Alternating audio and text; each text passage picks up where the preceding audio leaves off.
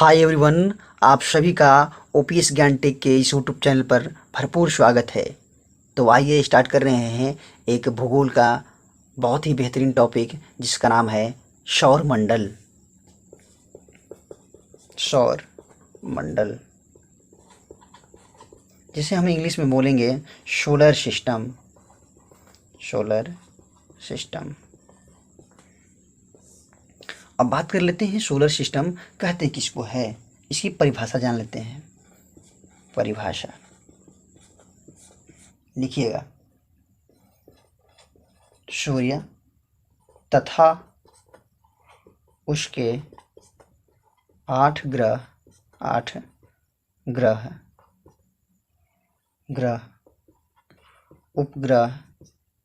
उपग्रह इत्यादि को मिलाकर एक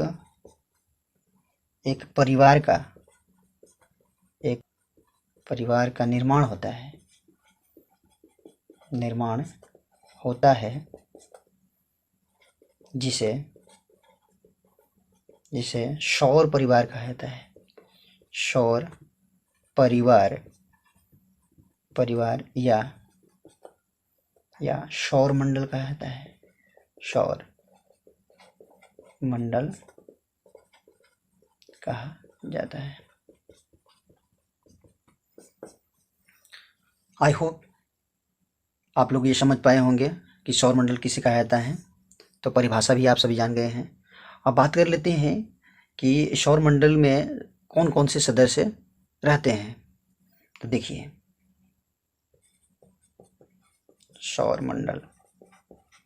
सौर मंडल में जो मुखिया है वो सूर्य है।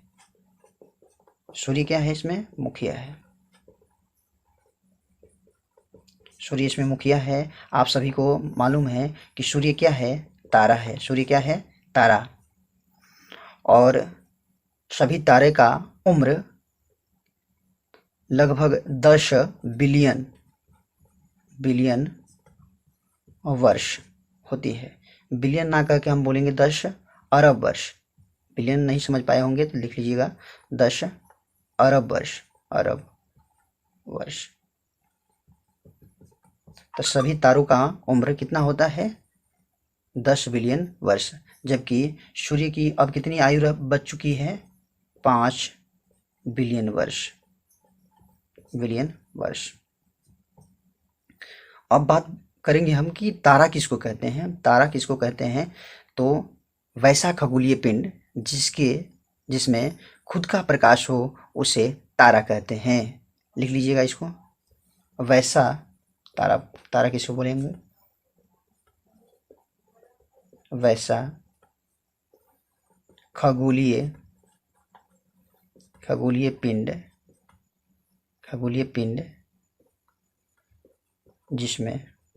जिसमें खुद का प्रकाश हो उसे तारा कहते हैं।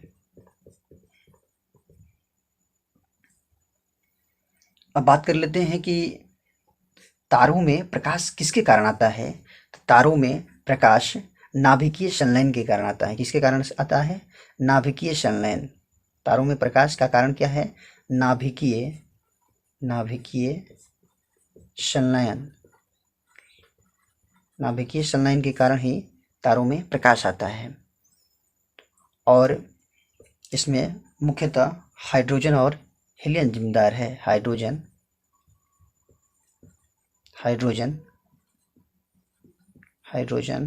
और हीलियम इसके लिए जिम्मेदार है। थोड़ा सा और जानेंगे कि इस ब्रह्मांड का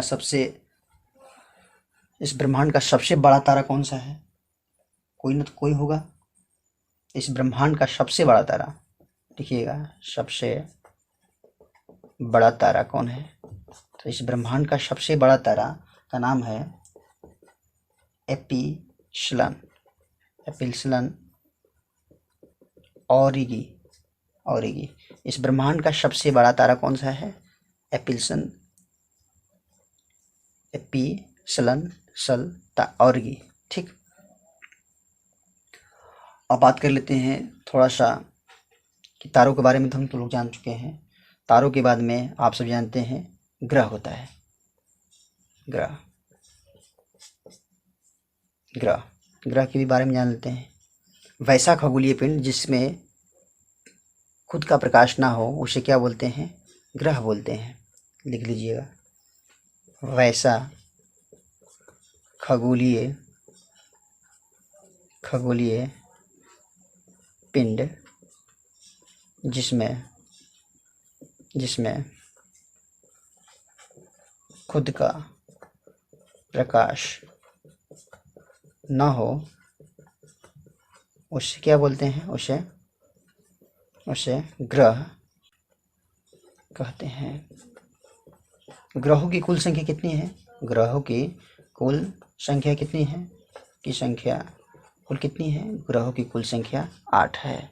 अब बात कर लेते हैं कि कौन ग्रह कहाँ पर स्थित है, सबसे बड़ा ग्रह कौन सा है, सबसे छोटा ग्रह कौन सा है।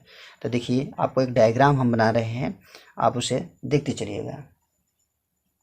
इसको हम बना रहे हैं, सूर्य मानते हैं, सूर्य। ठीक है, सबसे छोटा ग्रह कौन सा है? बुध। सूर्य के पास में कौन सा ग्रह है? बुध। इससे थोड़ा बड़ा है जिसका नाम क्या है? शुक्र। और इससे बड़ा कौन है? पृथ्वी।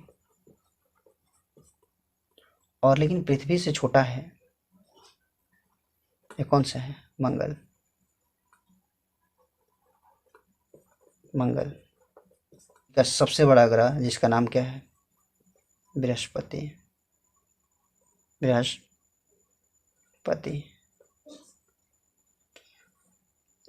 इसके बाद में शनि आता है, उसके बाद में अरुण, उसके बाद में वरुण आता है।